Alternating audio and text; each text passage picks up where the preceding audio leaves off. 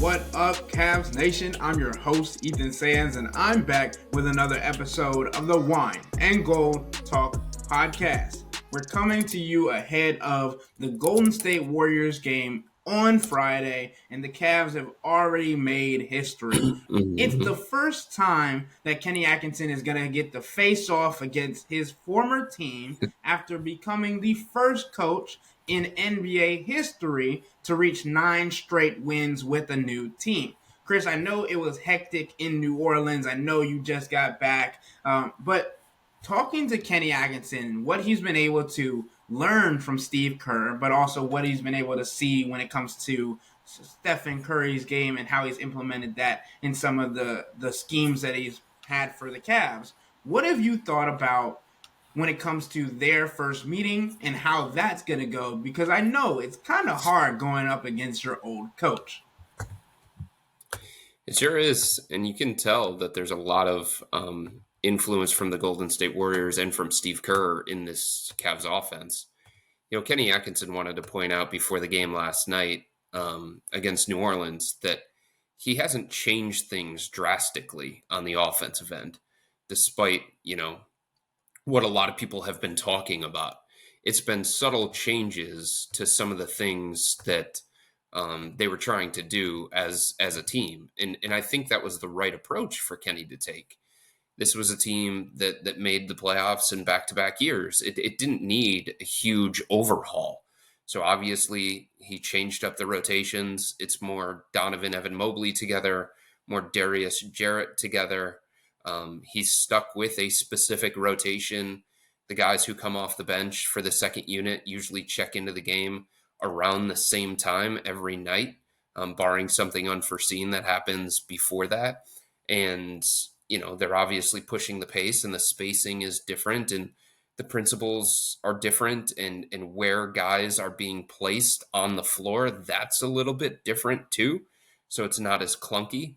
But he said it's not drastic, the changes that they've implemented on the offensive end of the floor. And I think that's part of the reason why it's been more seamless for this team. But you do see elements of Golden State, continuous movement, split cuts.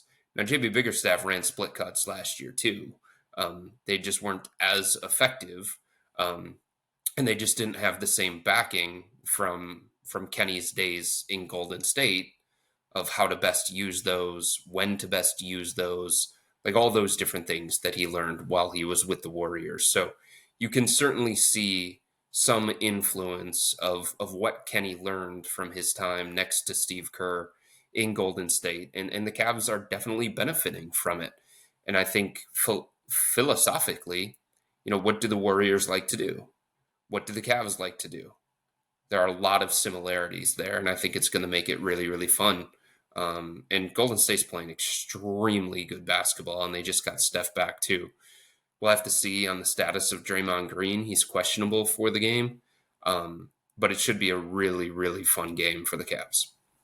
And it's not the first time that Kenny Atkinson has faced off against Steve Kerr and Stephen Curry since he got the job with the Cavs. It's just the first time he's facing off with them with the Cavs, right? Because we look back to the summer where Team USA, who was obviously led by Stephen Curry in that gold medal game against the French national team with Kenny Atkinson on that sideline as a coach, was a little preview as to how difficult it is to game plan, guard, whatever you want to call it when it comes to what they try to do against Stephen Curry on a nightly basis. And Chris, that's the main thing that we're going to have to look for in tomorrow's game. Who's guarding Steph? What are they sending at him? Are they sending blitzes? Is Isaac Okoro going to start even if Dean Wade is going to be, who is questionable for tomorrow's game with an illness? Is he going to start so you have a better perimeter defender who's going to be able to chase around somebody like Stephen Curry? Or are the Cavs just going to continue to switch when it comes to the guards and figure out what they do on that end? Because we know how lethal he can be if they play into a drop coverage, even by a step. So, Chris, I'm trying to figure out and pick your brain what you think the strategy is, if there is one, to guarding Steph Curry, especially with a coach that played alongside him for 3 years? I think the number one strategy, Ethan, is change up the looks as much as possible. Don't send the same guys at him. Don't get him in a comfortable situation where he knows what's coming. He knows what the Cavs are trying to do defensively. So, as many different guys that the Cavs can throw at Steph, the better it's going to be. Honestly, I think it might be Darius. I think the matchup for Dean Wade is just way too much. Dean doesn't have that foot speed. I don't think you want Dean chasing Steph around 100 screens a half. Um, the constant movement that Steph brings to the Golden State offense and the way that he finds success on the offensive end of the floor, it's not like Dame Lillard. It's not like some of these other guys that the Cavs have played that they feel comfortable putting Dean on, or even Isaac Okoro. I think there are going to be opportunities throughout the course of the game where, Isaac's going to try and body Steph and get physical with him and be really, really grabby, a method of defense that a lot of different teams have used in the past against Golden State and Steph to try and take them out of rhythm, to try and make him as uncomfortable as possible. But you need somebody with the kind of foot speed to chase him around all those screens, and it might have to be Darius. I think Karras is going to get a go-to. If Karras is in the starting lineup, he's probably not going to be in the starting lineup. Let me check that. If Karras is going to come off the bench in the same rotation that he has early in the first quarter, he might get an opportunity to see if he can chase around Steph, because Karras is really, really quick. Karras is long. Karras is physical. Karras is athletic. So I do think it's going to be a bunch of different people that see Steph throughout the course of the night. But it's all about trying to find the players that have the right skill set to do that. It's probably better from a Cavs perspective to have Dean Wade on Andrew Wiggins, Dean Wade on Jonathan Kuminga, guys that he better matches up with. This kind of point guard, this kind of player, to me, it's more for the guards. And that means that Darius has to take that responsibility. He has to take that challenge. And that means that Donovan Mitchell at times is going to have to take that responsibility and take that challenge. And both Darius and Donovan have been really good defensively this year for the Cavs. It's not a situation where you're looking out there on the floor and you're saying both those guys are defensive liabilities, get them off the floor because they're not holding up on the defensive end. They've been good defensively. Darius has been more physical at the point of attack. Darius has been more of a pest. Darius has been getting in the passing lanes. Donovan is one of the league leaders in deflections. So I do think having those two guys and the skill set that they do have, I think that gives the Cavs more of a fighting chance against somebody like Steph, who's going to be constantly moving. That's why I also think that even if Dean Wade is healthy, and obviously he's going to come off an illness that had him out for the last couple of games, that his teammates didn't even want him to travel, like Chris has mentioned, right? And I think for me, it's like if Isaac Okoro were to be in the starting lineup like he has been in the last couple of days, that would also mean that Dean gets a little bit more rest than he's used to in a situation where matchup based, you would want Isaac out there just in case you have to switch with Darius and Donovan. Also, we talked about over the course of last season how good Isaac was coming off of screens, getting around screens, and being able to maneuver that way. I think he's a guy definitely to look for, especially when you talk about how important he is at the point of attack for defense. But I do agree with you. Darius and Donovan have taken to heart the comments that were made against them about being too small and not being able to defend at the point of attack. And it's been a different look. It's been a different game. And obviously, we talk about Isaac in the starting lineup. I believe having Dean Wade in the starting lineup to start the season has helped them out a lot, not only against bigger offensive presences when it comes to players bringing the ball up and things of that nature, but also the fact that with those three in the back, with Dean Wade, Evan Mobley, and Jared Allen, there's a comfortability of even if my guy gets by me, like I believe and I have confidence in one of those three to help me out, either step up, deter, or even just block the shot. And that allows them to also have the confidence to be more aggressive at the point of attack and get into the passing lanes, like you mentioned, because Darius and Donovan have just been hounding those using their IQ to get that far. And I mean, we've been talking a lot about defense, and you mentioned it a little bit earlier on into the podcast, like Kenny Atkinson changing small things to become bigger things, right? The Cavs Mm-hmm. in the first 9 games of the NBA season, obviously, still small sample size, Chris, but we're starting to get up there. They are number one in offensive rating. They have an offensive rating of 122.1 coming off of these games.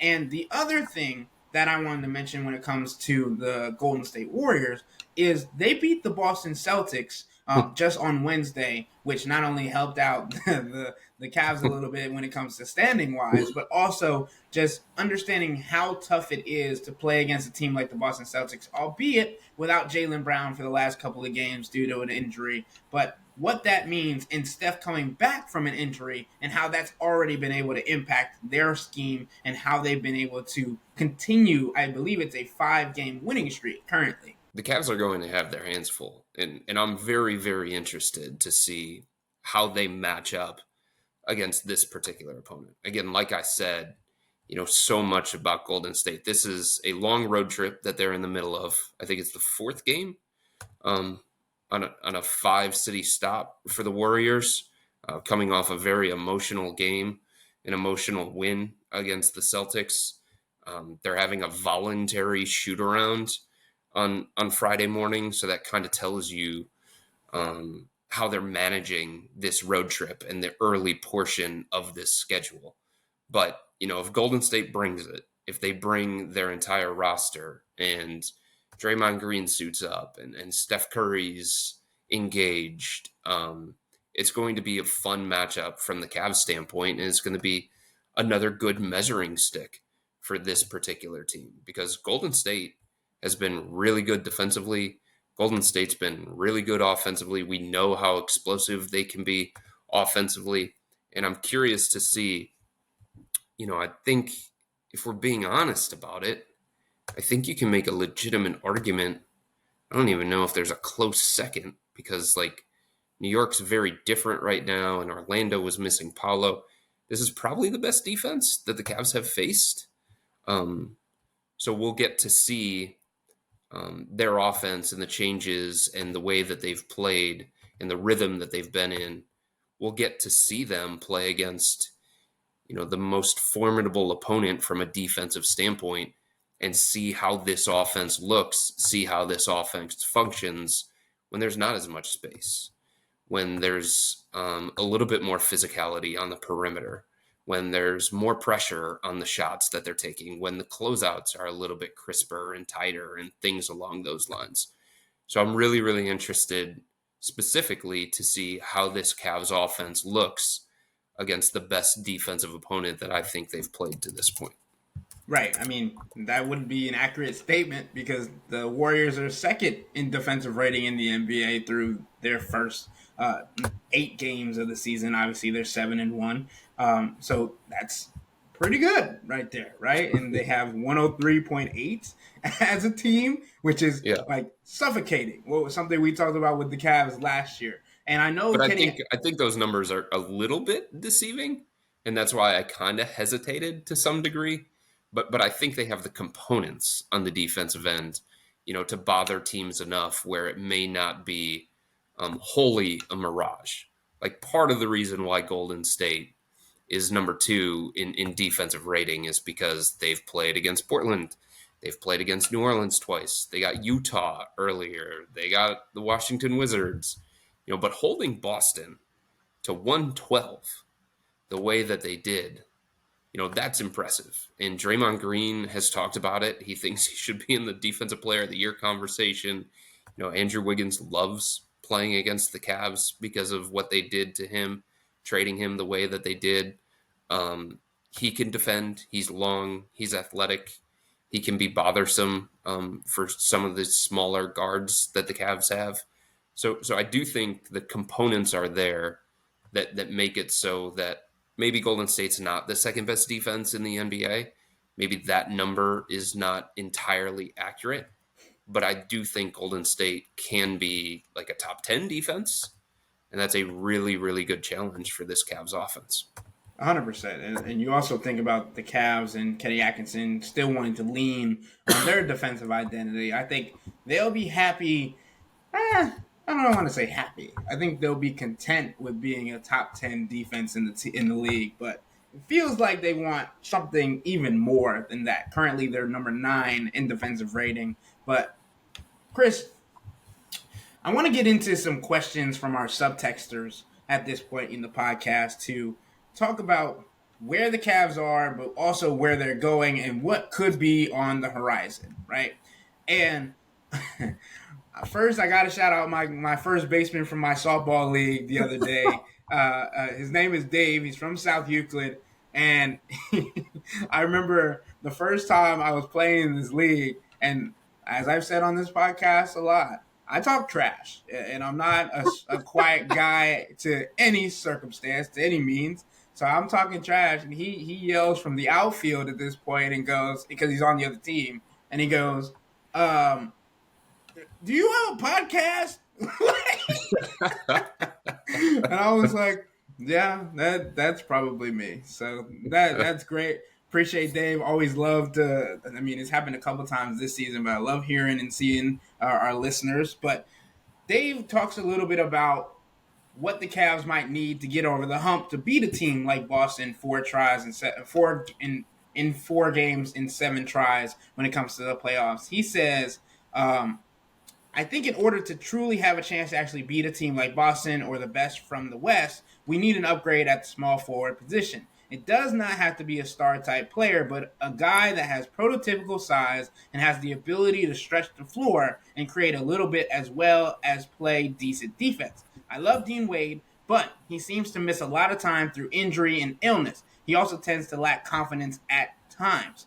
A guy like Cam Johnson would look really good, in my opinion. Somebody that we talked about at length during the offseason. I think that's why Chris is chuckling. But this kind of goes into our next subtexter's question, so I want to combine the two. DJ from Colorado Springs, he goes, I don't think Boston made any moves last year before the trade deadline. I could be wrong. What percentage do you put on the Cavs making a move this year? Chris, we're about to be 10 games into the season. I'm interested to what you think in how the Cavs could operate when it comes to the trade deadline as they're potentially entering their 10th straight win of the year. Okay, so the question that I would turn it around and say, what do you think they need? Where do you think they need to upgrade? They said small forward, the wing All right, positions. so there's just not a belief in Max Strus at this point? Is that what we're getting at? When it seems like it, which I know we've said this twice already, and I feel like it is going to be its own podcast. But when he's returning, is he returning? Like, what level is he going to return at? And I think people might have forgotten about Max Strus just because he hasn't played a game to start the season. But we also know, Chris, last year it was a similar injury for Ty Jerome, whether that lingers, whatever. But to my knowledge, Max Strus has been taken out of his entire walking boot. He has like a mini cast on his ankle now, which shows signs of progress. I don't know, you probably do, about what he's been able to do on that, if anything. But I definitely think the Max Strus conversation, even though last year everybody was calling for him to be sent to the bench, is one that we need to have as well.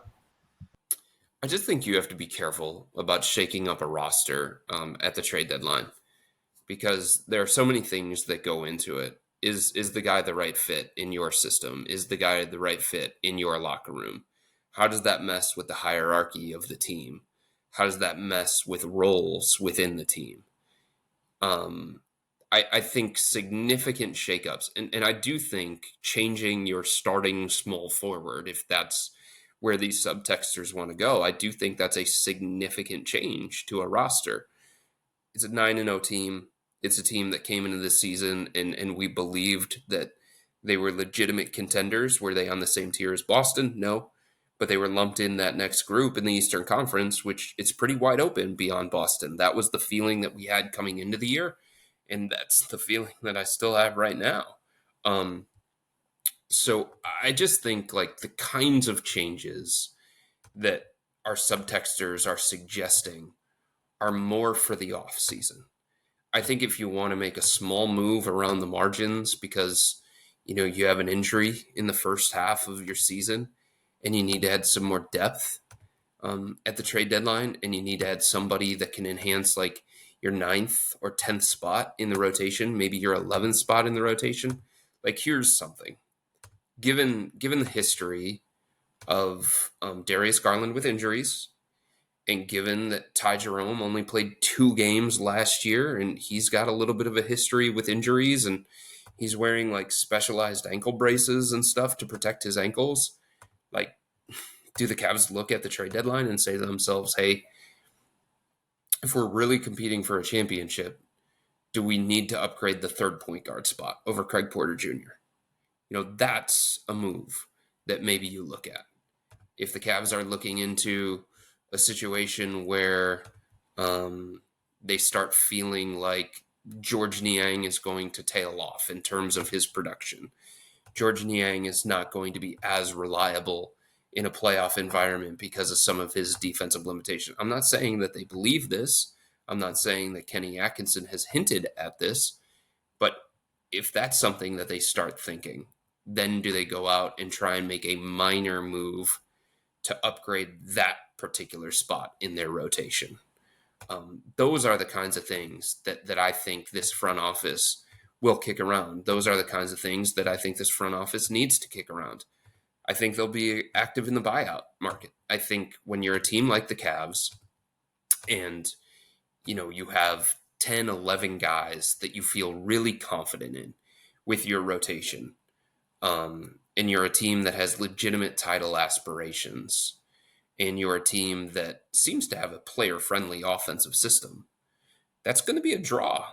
That's going to be a draw to some player that's looking to ring chase that won't get any opportunity in Boston. You know what I mean? Maybe he looks at Cleveland and says, there's a small opportunity waiting there for me.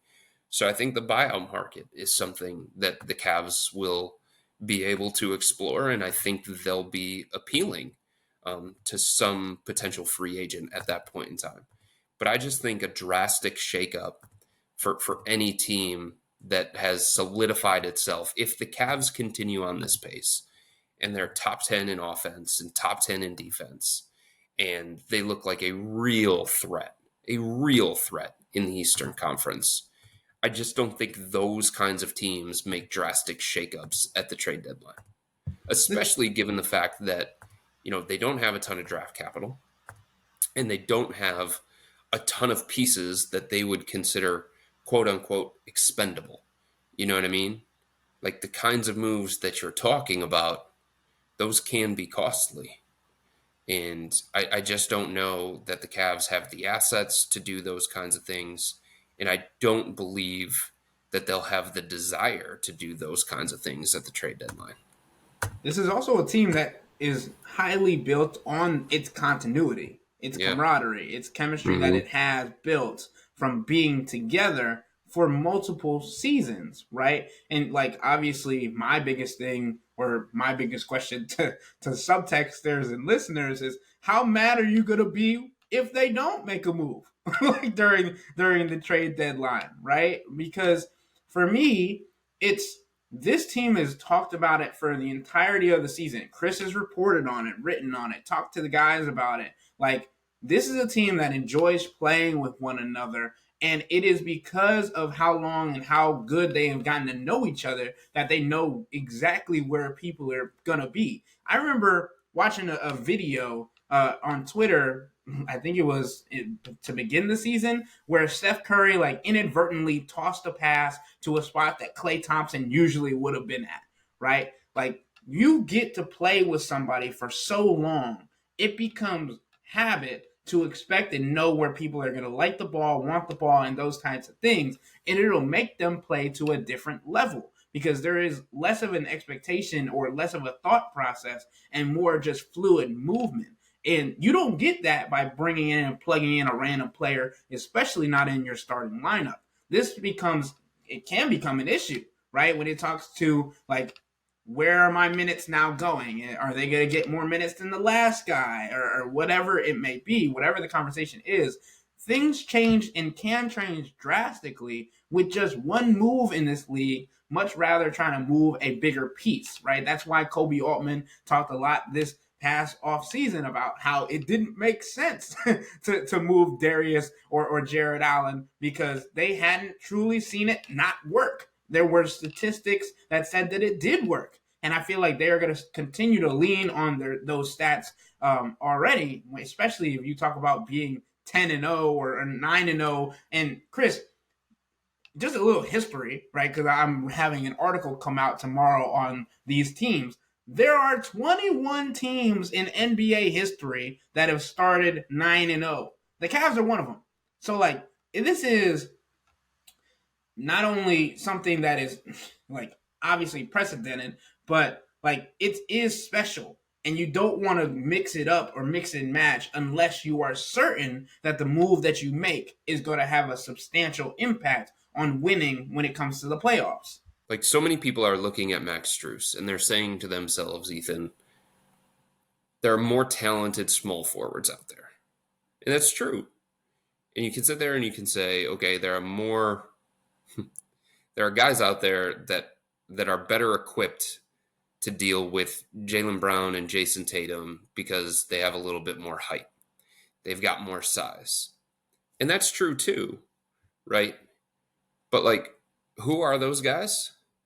And are they available? And what's the cost for them? And do they fit the kind of style that the Cavs want to play offensively as well as Max Strus does?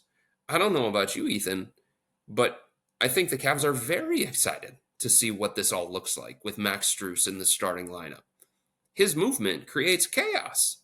His floor spacing, his shooting.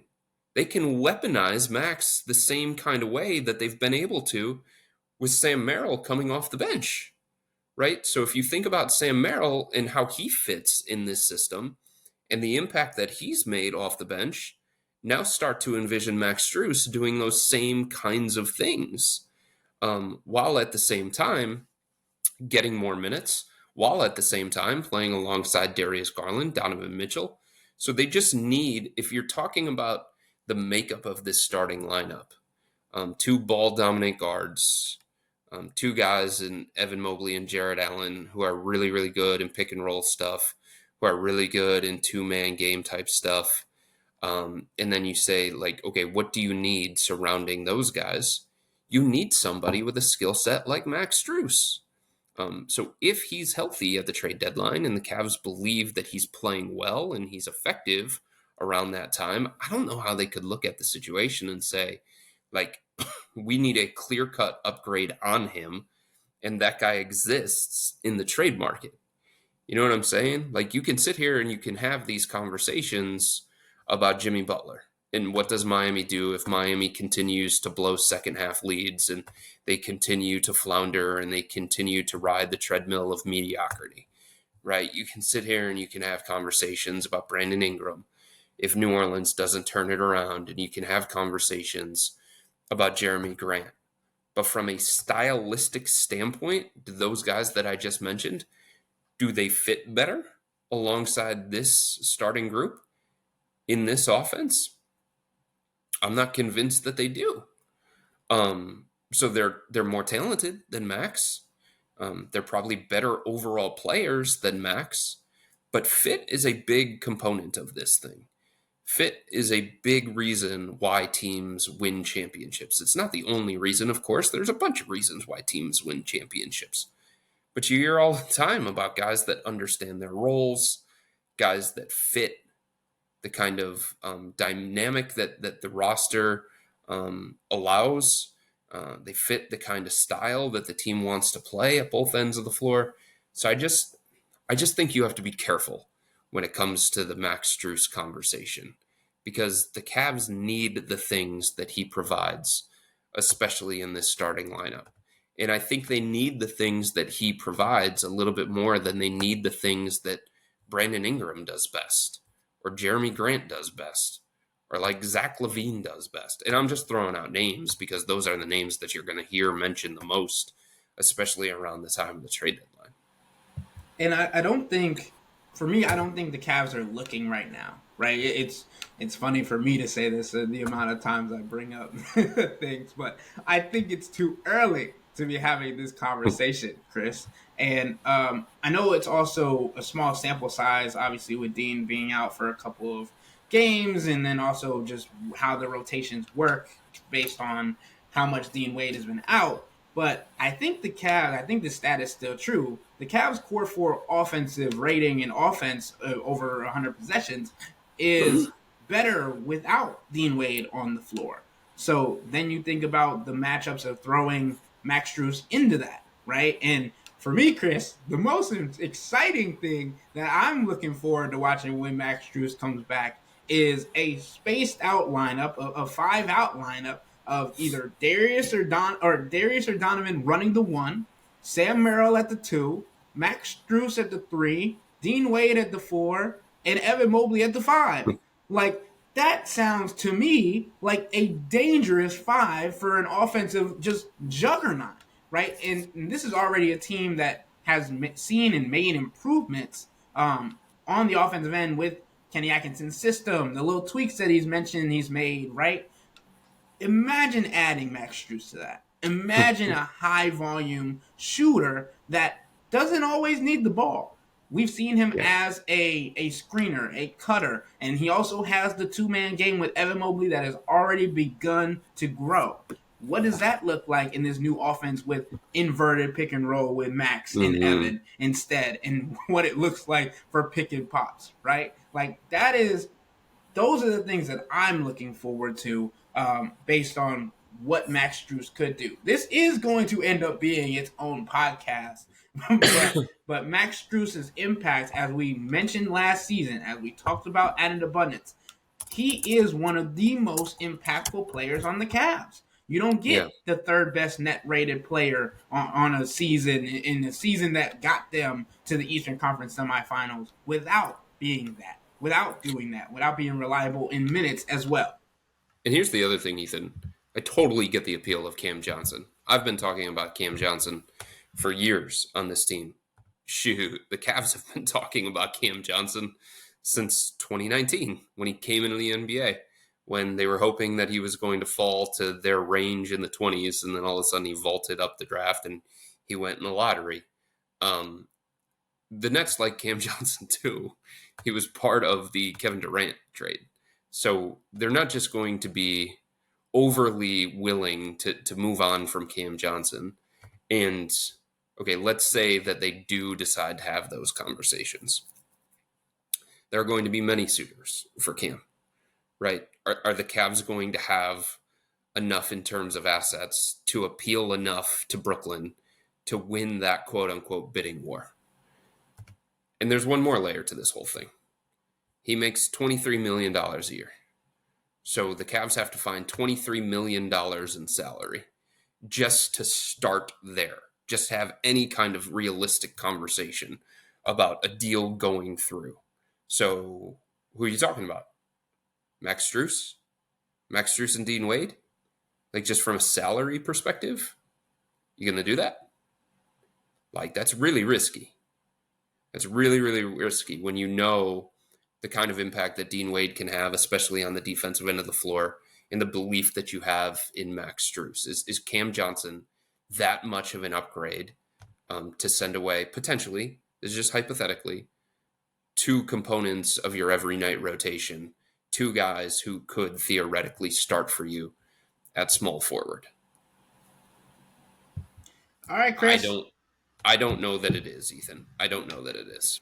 Yep, I agree with you. I think we talked about it during last year's trade deadline when we both predicted that they wouldn't do anything, right? 10 games into the season, we already having a similar conversation. But so I think the other thing is, just to like wrap this up, Ethan, like if you're looking at the possibility of the Cavs making a move at the deadline because you're just like not fully confident in Max Strus or Dean Wade, like, cool, totally get that.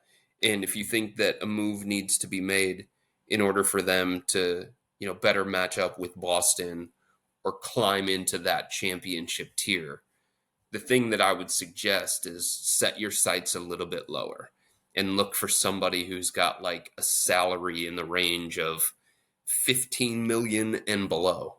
Because if we're talking about these 25 to 30 million dollar players, that means the Cavs sending away like a key member of their rotation, a key piece of why they became 9-0 to start the year, or a key piece of why they've created what is one of the best offenses in the NBA. I say one of the best because I know what the numbers say, but I have my own opinions on that too.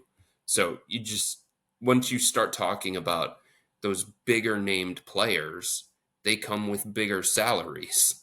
And the guys that have the bigger salaries on this roster to match, not to get all mathy and all nerdy, but the guys on this roster that have the bigger salaries to match, the Cavs don't want to move, and they shouldn't want to move because they're members of the core four or they're part of the top six in this rotation, basically.